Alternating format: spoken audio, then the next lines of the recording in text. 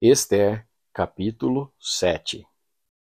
Portanto, o rei e Amã foram de novo ao banquete da rainha Ester. E novamente, enquanto bebiam vinho, o rei perguntou a Ester: Qual é o seu pedido? Peça o que quiser que eu lhe darei, mesmo que seja a metade do meu reino. Ela respondeu: Se eu puder me valer da bondade do rei, e se for do seu agrado, a única coisa que quero é que o Senhor salve a minha vida e a vida do meu povo.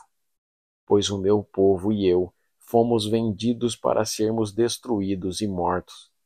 Se fosse somente o caso de sermos todos vendidos como escravos, eu não diria nada, pois não seria justo incomodar o Senhor por causa de uma desgraça tão sem importância como esta. O rei Xerxes perguntou à rainha Ester: Quem é o homem que está pensando em fazer isso e onde está ele? O nosso inimigo e perseguidor é Amã, este homem perverso, respondeu Ester. Cheio de medo, Amã ficou olhando para o rei e para a rainha. O rei saiu furioso do salão de banquetes e foi para o jardim. Amã percebeu que o rei havia resolvido castigá-lo e por isso ficou no salão para pedir à rainha que salvasse a sua vida. Ele se jogou no sofá onde Ester estava para pedir misericórdia, e nesse instante o rei voltou do jardim. Quando viu Amã, o rei disse: Será que ele pretende desonrar a rainha aqui no meu palácio e na minha frente?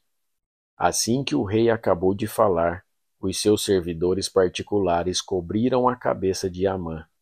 Um deles, chamado Harbona, disse: Perto da casa de Amã há uma forca de uns 20 metros de altura, que ele mandou construir para enforcar Mordecai, o homem que salvou a vida do Senhor. Enforquem Amã nela, ordenou o rei. Então enforcaram Amã na forca que ele tinha construído para enforcar Mordecai, e assim a raiva do rei se acalmou. Ester, capítulo 8. Naquele mesmo dia, o rei Xerxes deu à rainha Ester a casa e os bens de Amã, o inimigo dos judeus. E Mordecai foi apresentado ao rei, porque Ester contou que Mordecai era seu parente. Então o rei tirou o seu anel sinete, que ele tinha tomado de Amã, e o deu a Mordecai. E Ester nomeou Mordecai como administrador de todos os bens de Amã. Depois Ester se jogou aos pés do rei e, chorando, pediu que anulasse a ordem de Amã, o descendente de Agag, e que não deixasse que o terrível plano de Amã contra os judeus fosse executado. O rei estendeu o cetro de ouro para Ester. Ela se levantou e ficou de pé diante dele. Então disse: Se for do agrado do rei, e se eu puder contar com a sua bondade, e se o Senhor achar que o que eu peço está certo, então assine um decreto anulando a ordem de Amã, a ordem que o filho de Amidata e descendente de Agag deu para que no reino inteiro todos os judeus sejam mortos. Pois eu não poderei suportar a destruição do meu povo e a morte dos meus parentes. E o rei Xerxes disse à rainha Ester e ao judeu Mordecai: Eu mandei enforcar Amã por causa do plano que ele havia feito para matar os judeus, e dei todos os seus bens a Ester. Mas uma ordem dada em nome do rei e carimbada com o anel real não pode ser anulada. Porém, escrevam o que quiserem aos judeus, assinem em meu nome e selem as cartas com o meu anel.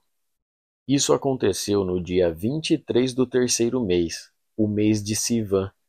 Mordecai mandou chamar os secretários do rei e ditou um decreto aos judeus, aos representantes do rei, aos governadores das províncias e aos chefes dos vários povos em todas as províncias do reino, que eram 127 ao todo, e iam desde a Índia até a Etiópia.